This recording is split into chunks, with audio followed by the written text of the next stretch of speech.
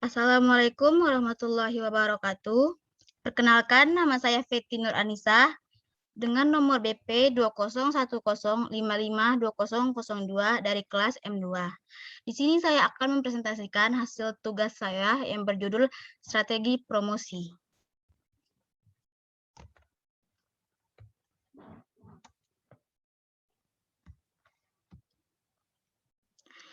Designing Integrated Marketing Communication. Menurut Kotler dan Armstrong, adalah konsep perusahaan untuk mengkoordinasikan berbagai saluran komunikasi untuk mengirim pesan yang jelas, konsisten, dan meyakinkan konsumen. Selain itu, integrated marketing communication juga dapat diartikan sebagai sebuah konsep strategi dalam bentuk komunikasi antara brand dengan pelanggan melalui berbagai macam saluran pemasaran. Managing integrated marketing communication atau biasa disebut komunikasi pemasaran terpadu merupakan suatu strategi pemasaran bagi bisnis. Strategi pemasaran bagi bisnis Anda untuk mengkomunikasikan pesan yang sama di semua saluran pemasaran. Strategi promosi. Menurut Kotler dan Keller pada tahun 2009, promosi adalah berbagai cara untuk menginformasikan, membujuk, dan mengingatkan konsumen secara langsung maupun tidak langsung tentang suatu produk atau merek yang dijual. Menurut Kotler dan Armstrong tahun 2008, tujuan promosi adalah yang pertama, mendorong pembelian pelanggan jangka pendek atau meningkatkan hubungan pelanggan jangka panjang. Yang kedua, mendorong pengecer menjual barang baru dan menyediakan lebih banyak persediaan. Yang ketiga, mengiklankan produk perusahaan dan memberikan ruang gerak yang lebih banyak. Yang keempat, untuk tenaga penjualan, berguna untuk mendapatkan lebih banyak dukungan tenaga penjualan bagi produk lama atau baru, atau mendorong wira niaga mendapatkan pelanggan baru.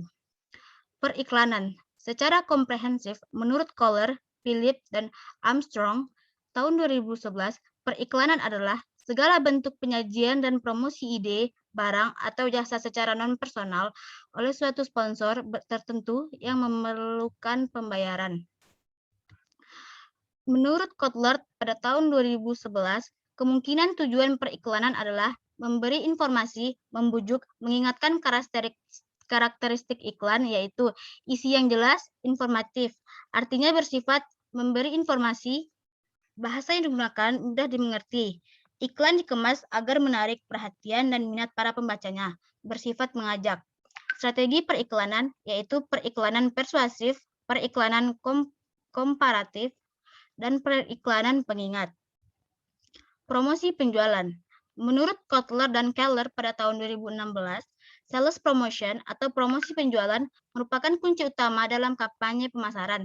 Terdiri dari kumpulan alat insentif yang sebagian besar bersifat jangka pendek, dirancang untuk merangsang pembelian produk atau layanan tertentu dengan lebih cepat atau lebih oleh konsumen atau perdagangan.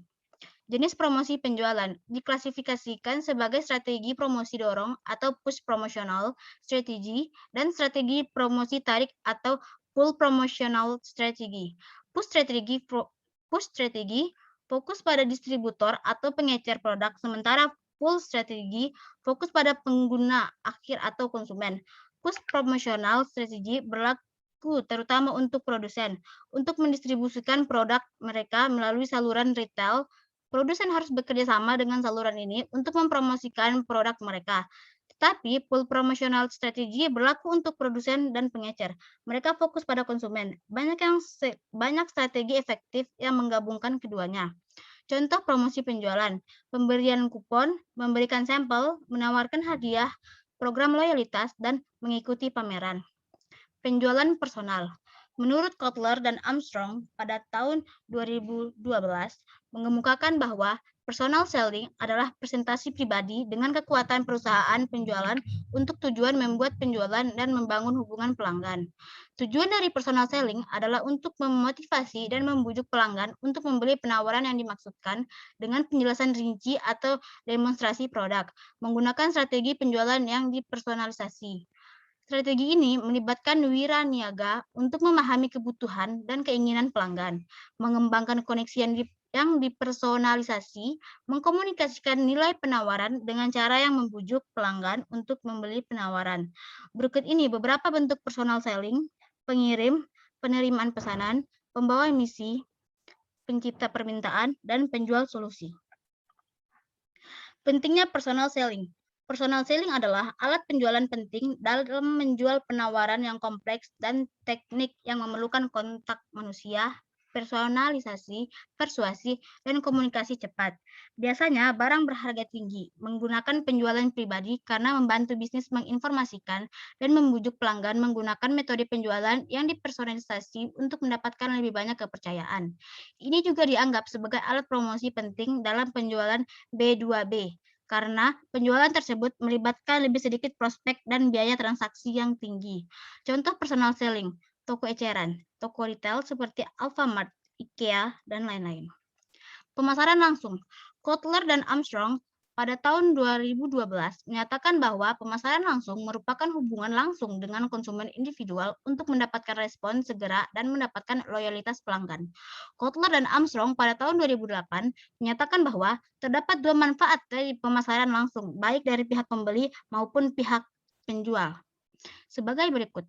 Yang pertama, bagi pembeli, pemasaran langsung bersifat menyenangkan, mudah, dan pribadi. Selain itu, pemasaran langsung juga bersifat interaktif dan segera, di mana pembeli bisa berinteraksi dengan penjual melalui telepon atau situs web yang telah disediakan perusahaan untuk mendapatkan informasi yang diinginkan. Bagi penjual, pemasaran langsung merupakan sebuah sarana yang kuat untuk membangun dengan konsumen. Dengan menggunakan database pemasaran, pemasar dapat menargetkan promosi produk secara pribadi terhadap individu-individu yang tertera di database tersebut. Selain itu, pemasaran langsung juga menawarkan alternatif biaya yang lebih rendah, efisien, dan efektif untuk menjangkau pasar. Hubungan masyarakat. Hubungan masyarakat merupakan teknis pemasaran yang penting, di mana perusahaan tidak hanya berhubungan dengan pelanggan, pemasok, dan penyalur, melainkan juga harus berhubungan dengan kumpulan kepentingan publik yang lebih besar. Lupioadi pada tahun 2013 menyatakan bahwa hubungan masyarakat sangat peduli terhadap beberapa tugas pemasaran, antara lain membangun citra, mendukung berbagai aktivitas, mengatasi permasalahan dan isu, memperkuat positioning perusahaan, mempengaruhi publik, memunculkan produk atau jasa baru. Lupioadi pada tahun 2013 menyatakan bahwa program hubungan masyarakat yang dapat dilakukan adalah publikasi, acara-acara penting, hubungan dengan investor, pameran atau event, menjadi sponsor acara. Berdasarkan penjelasan, jenis atau bauran promosi di atas dapat dilihat bahwa bauran promosi merupakan strategi promosi yang digunakan perusahaan untuk memperkenalkan produk. Pemasaran media sosial. Konsep pemasaran media sosial pada dasarnya mengacu pada proses mempromosikan bisnis atau situs web melalui saluran media sosial. Perusahaan berhasil mendapatkan perhatian besar pada saluran tersebut dan dapat berinteraksi dengan konsumen saat dan ketika mereka menjajah internet. Cara komunikasi baru dan modern berkembang di platform media sosial dan terbukti menjadi masa depan promosi. Mereka memiliki kemampuan untuk menjadi sangat interaktif dan up-to-date dengan pelanggan. Merancang dan mengembangkan komunikasi yang efektif. Pentingnya informasi pemasaran di dalam mengelola bidang pemasaran dari suatu perusahaan, maka setiap manajer pemasaran harus mampu mengelola informasi pemasaran yang dibutuhkannya. Dalam hal ini, para manajer pemasaran harus mampu memahami konsep dan peranan sistem informasi pemasaran yang menekankan adanya unsur atau komponen yang berhubungan dalam suatu kesatuan usaha untuk memberikan informasi yang lengkap dan tepat, baik ketepatan isi atau dapat dipercaya, ketepatan waktu, dan ketepatan tujuannya. Asauri pada tahun 2010. Suatu kegiatan promosi jika dilaksanakan dengan baik dapat mempengaruhi konsumen mengenai di mana dan bagaimana konsumen membelanjakan pendapatannya. Promosi berusaha agar demand tidak elastis. Promosi dapat membawa keuntungan yang baik bagi perusahaan. Promosi dapat membawa keuntungan yang baik bagi produsen maupun konsumen. Keuntungan bagi konsumen ialah konsumen dapat mengatur pengeluarannya menjadi lebih baik. Misalnya konsumen yang membaca iklan, ia dapat membeli barang yang lebih murah. Alma pada tahun 2011. Tujuan komunikasi. Kebutuhan kategori yakni membangun produk atau kategori layanan sejauh perlu untuk membuang atau memenuhi kesenjangan yang dirasakan antara situasi motivasi sekarang dan situasi emosional yang diinginkan. Kesadaran merek. yakni kemampuan untuk mengidentifikasi atau mengakui atau mengingat merek dalam kategori secara cukup rinci untuk melakukan pembelian. Sikap merek, yakni evaluasi merek dengan harga kemampuannya yang dirasakan untuk memenuhi kebutuhan yang sekarang ini. Maksud pembelian merek yakni instruksi atau membeli merek atau melakukan tindakan yang berkaitan dengan pembelian, tawaran promosi dalam bentuk kupon atau beli dapat mendorong konsumen untuk melakukan komitmen dalam pikiran guna membeli produk. Faktor-faktor yang menentukan dalam bauran komunikasi pemasaran. Perusahaan-perusahaan harus mempertimbangkan beberapa faktor dalam mengembangkan bauran promosinya. Jenis pasar, kesiapan konsumen melakukan pembelian, dan tahap dalam siklus hidup produk tersebut. Juga penting adalah peringkat pasar perusahaan tersebut. Menurut Kotler pada tahun 1997. Faktor-faktor yang menentukan dalam bauran komunikasi pemasaran menurut Kotler dan Keller pada tahun 2018 yakni yang pertama jenis produk. Alokasi bauran komunikasi berbeda-beda antar para konsumen dan pasar bisnis. Pemasar konsumen mengeluarkan uang secara berturut-turut untuk promosi penjualan, iklan, penjualan pribadi, dan hubungan masyarakat. Pemasar bisnis mengeluarkan uang secara berturut-turut untuk penjualan pribadi, promosi penjualan, iklan, dan hubungan masyarakat. Tahap kesiapan pembeli. Alat-alat komunikasi berbeda dalam keefektifan biaya sesuai dengan tahap kesiapan pembeli yang berbeda. Iklan dan pemberitaan memegang peran terpenting dalam tahap pembangunan kesadaran. Yang ketiga, tahap siklus hidup produk. Alat-alat komunikasi juga memiliki efektivitas biaya yang berbeda-beda sesuai dengan tahap siklus hidup produk yang berbeda. Tahap pengenalan. Iklan dan pemberitaan memiliki tingkat efektivitas biaya tertinggi, disusul penjualan pribadi untuk memperoleh jangkauan distribusi dan promosi penjualan untuk mendorong konsumen mencobanya. Tahap pertumbuhan. Permintaan mempunyai momentumnya sendiri melalui cerita dari mulut ke mulut. Tahap kematangan. Secara berturut-turut, promosi penjualan, iklan, dan penjualan pribadi semuanya makin berperan penting. Tahap penurunan. Promosi penjualan tetap berperan kuat, alat-alat komunikasi berkurang, dan wira niaga hanya memberikan sedikit perhatian pada produk tersebut. Pemasaran berkontribusi pada ekuitas merek melalui banyak cara. Dengan menciptakan kesadaran akan merek, menghubungkan dengan asosiasi yang tepat dengan gambar merek dalam memori konsumen, mendapatkan penilaian dan perasaan merek yang positif, dan atau memfasilitasi satu tautan konsumen merek yang kuat.